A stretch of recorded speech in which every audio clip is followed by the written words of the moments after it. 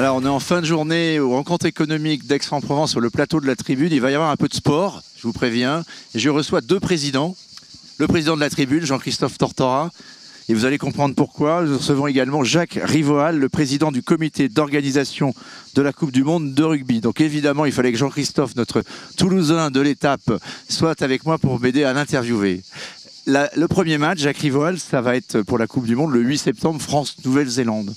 Dans une France qui est assez morose en ce moment, qui connaît ses émeutes, qui inquiète, etc. C'est la grande fête du rugby, l'organisation de la Coupe du Monde. Est-ce que ça peut, évidemment c'est dans quelques semaines, d'ici là il va falloir tenir, mais est-ce que ça peut redonner un peu de l'espoir, c'est un peu le thème des rencontres économiques d'Aix, à ce pays un peu sombre? Complètement, et je dois dire que quand je parle de notre événement, je dis effectivement avant tout ce qu'on vous prépare, c'est ça, c'est une grande fête populaire.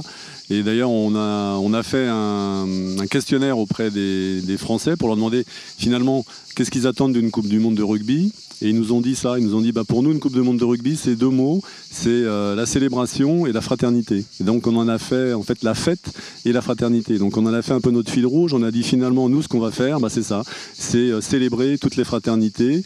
Et donc on espère qu'effectivement entre le 8 septembre et le 28 octobre, pour reprendre vos mots, il y aura peut-être une trêve, en fait une grande trêve où tous les Français vont se retrouver autour du rugby, parce que le rugby c'est du lien social, le rugby c'est de la rencontre entre les gens, c'est de la fraternité. Et donc on espère que voilà, on va proposer à nos concitoyens des grands moments d'émotion sportive, collective et de fête autour du rugby. France-Nouvelle-Zélande, c'est un sacré crunch pour commencer quand même pour l'équipe de France. Oui, alors c'est un peu les aléas du tirage au sort. Enfin, le tirage au sort a fait que la France et la Nouvelle-Zélande se sont retrouvés dans la même poule, mais après il a été décidé par le comité d'organisation de commencer par ce match. On aurait pu dire on va terminer les poules avec ce match-là, mais on s'est dit en termes de lancement pour cette formidable événement. Ça a de la gueule, comme on dit. Ça a de la gueule, quoi. Il n'y a pas mieux en termes de marketing, autour de communication, autour de l'événement. Jacques Rivoal, on est à 2 mois du coup d'envoi de cette Coupe du Monde, comme le rappelait Philippe Maby. Il y a toute une organisation, c'est une entreprise finalement, cette organisation de la Coupe du Monde. C'est combien de personnes, le budget? Est-ce que vous êtes au budget justement à 2 mois de l'événement? Oui, alors c'est un comité d'organisation. À partir du moment où la France a remporté le droit d'organiser l'événement, c'était il y a 6 ans, 7 ans maintenant, en 2017. Il a été créé une structure pour piloter l'organisation, donc c'est un GIP, un groupement d'intérêt public. Donc c'est une entreprise qui a démarré avec 2, 3, 4 personnes, et aujourd'hui on est 350, et pendant l'événement, ça va faire vivre entre 15 000 et 17 000 personnes. Donc c'est effectivement une entreprise comme une autre, il y a un budget, il y a des dépenses, il y a des recettes.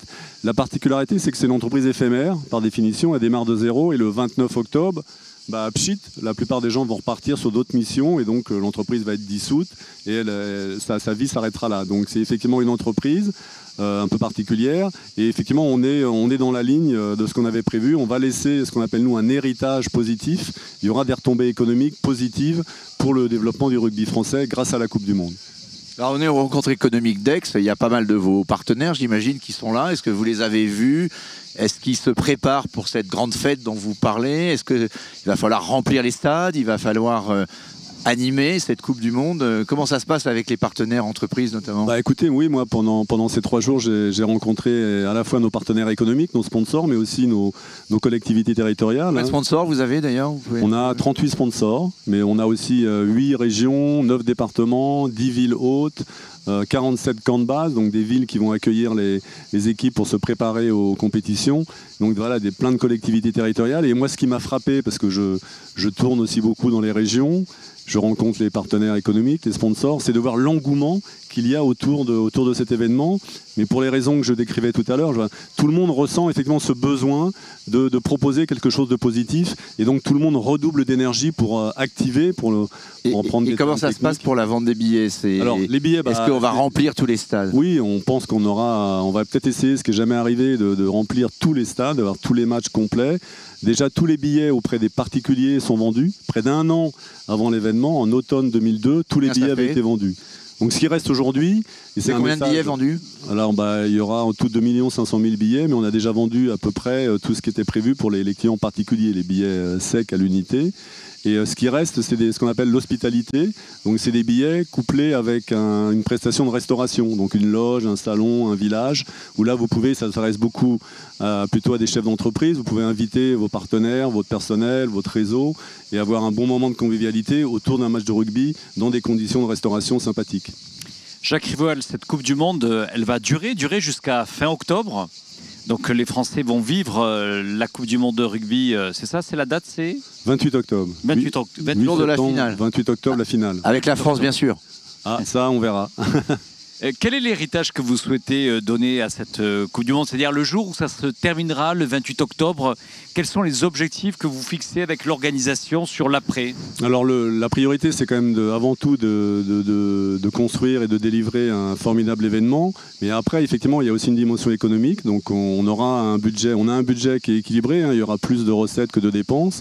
Et on va laisser d'abord un héritage économique, puisque le résultat économique, il sera redistribué à l'euro près au développement du rugby, dans la formation, dans l'équipement, dans la pérennisation de certains emplois, dans la promotion du rugby.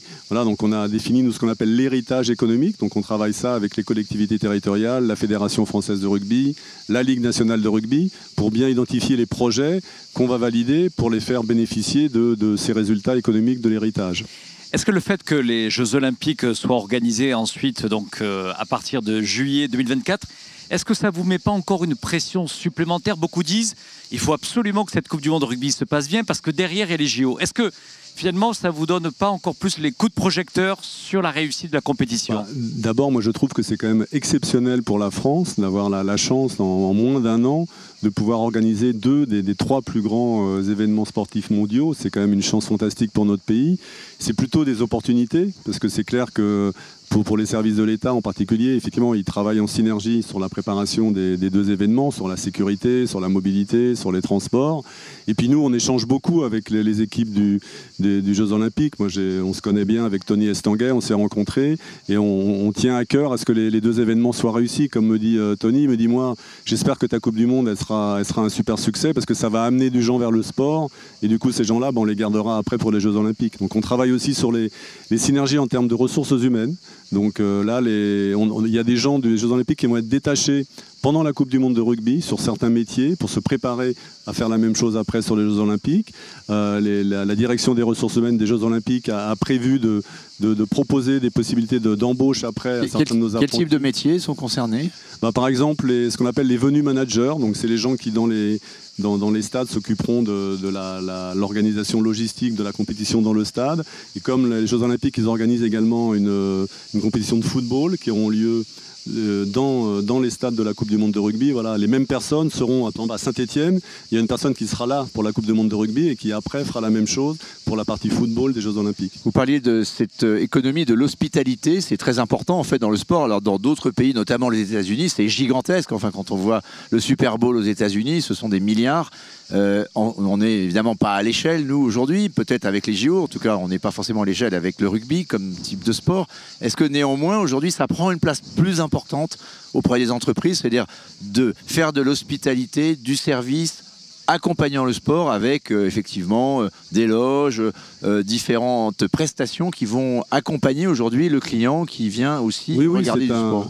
Nous, dans notre budget, c'est notre deuxième poste budgétaire. Après la billetterie, l'hospitalité, c'est le deuxième poste. Donc c'est conséquent pour nous. Et effectivement, il y a un attrait des entreprises parce que c'est un formidable moment. Vous pouvez accueillir vos invités 2 heures avant le match. Vous les avez pendant le match. Vous les avez gardés après 1 heure, 1 heure et demie après le match. Donc vous pouvez vivre 5 heures, 6 heures d'événements exceptionnels dans des bonnes conditions. Et pour le networking, les entreprises, autour des valeurs du rugby, les entreprises y sont maintenant très sensibles. Il y a beaucoup de produits dérivés aussi qui vont être vendus. Alors c'est moins que pour le football, mais ça se développe aussi. Oui, on aura bien sûr les traditionnels goodies, les porte-clés, les t-shirts, les casquettes. Voilà, il y aura tout ça. Ça fait partie effectivement de la fête pendant 2 mois. Et est-ce qu'ils seront made in France ou made in China?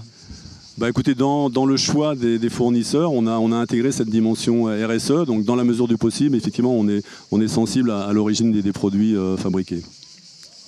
Jacques Rivoal, on est ici dans cette métropole d'Aix-Marseille qui accueillera bien entendu des compétitions. Quels sont les enjeux justement à l'échelle de ce territoire? On a vu ici se succéder un certain nombre de responsables de collectivités locales. Ici même, le président de la région Sud avec Philippe Mabi, c'était hier.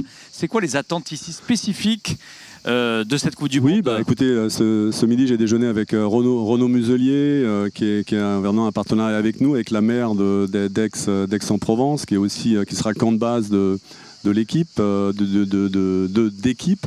Marseille va accueillir 5 matchs de la compétition, les quarts de finale. Donc effectivement, c'est important. Nous, on a dit aux villes, c'est un match à peu près, c'est 40 millions de retombées économiques. Parce qu'on accueille 600 000 visiteurs étrangers.